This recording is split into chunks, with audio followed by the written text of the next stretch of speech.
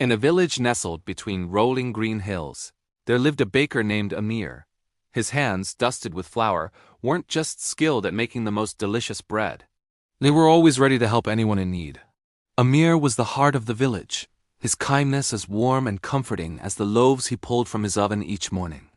He'd give a free pastry to a child, lend an ear to a troubled friend, and share his last sack of flour with a family struggling.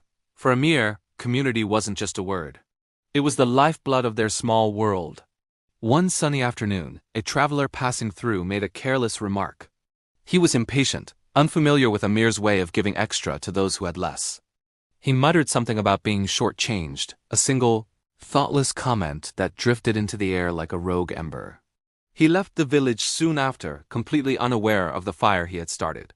At first, the rumor was just a whisper, a flicker of doubt in the corner of a conversation. Someone repeated the traveler's comment, another person added their own little twist, and soon the story grew wings. "Did you hear about Amir? They say he's been cheating customers for years. I always thought his prices were a bit high."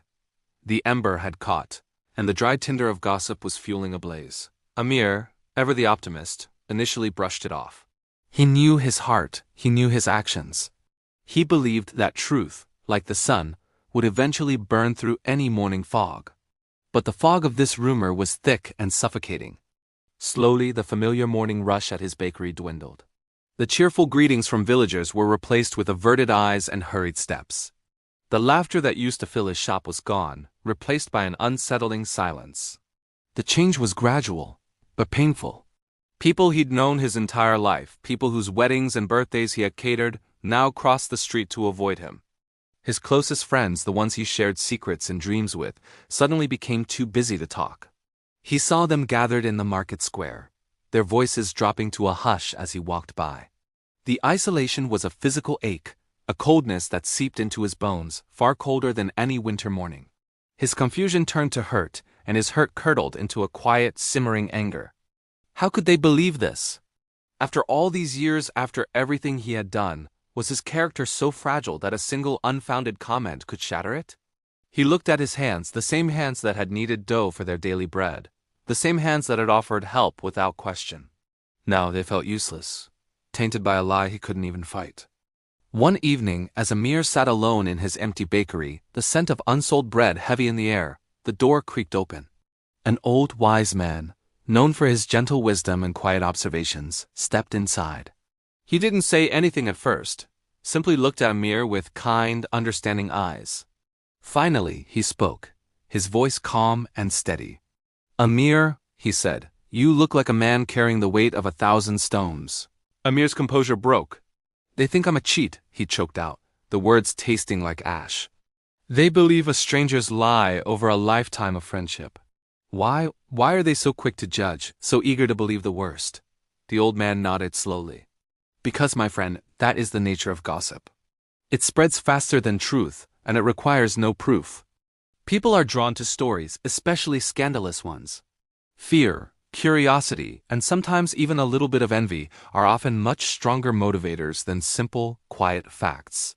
They don't need evidence to believe a bad story, because the story itself is exciting. The truth, your truth, is plain and simple. It isn't as entertaining." His words hung in the air, and for the first time in weeks, Amir felt a flicker of clarity through his pain. He hadn't done anything wrong.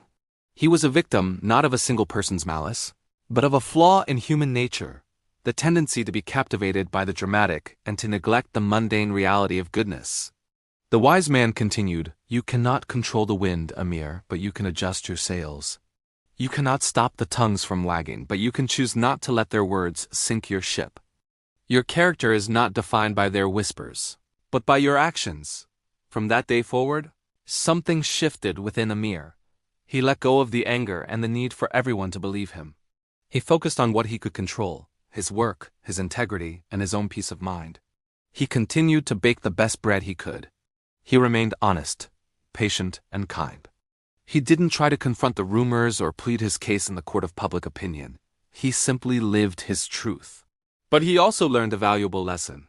He learned to be more discerning, to protect his heart from the carelessness of others.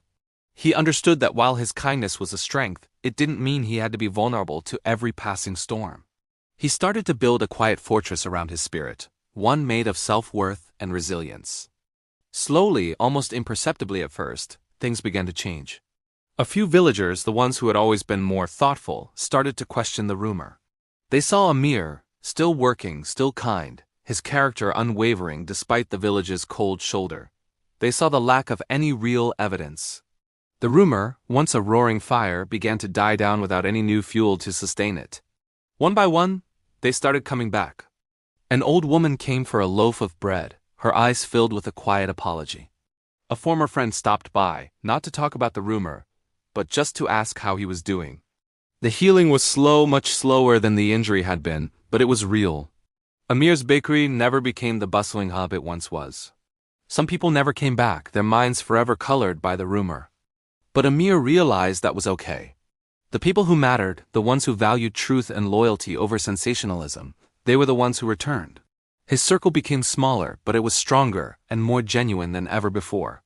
His reputation was restored, not by shouting his innocence from the rooftops, but by living it day in and day out. He learned that gossip can indeed wound more than any sword, leaving scars that are invisible but deep. More importantly, he learned that your true worth isn't determined by the court of public opinion. It's built in the quiet moments of integrity, resilience, and self-respect. This story is a powerful reminder for all of us. Protect your peace. Don't let the false words of others become your reality. Your character is your own, and it's the only thing that truly endures when the whispers fade away. Thank you for watching, and if this story resonated with you, consider subscribing for more content that makes you think. See you next time.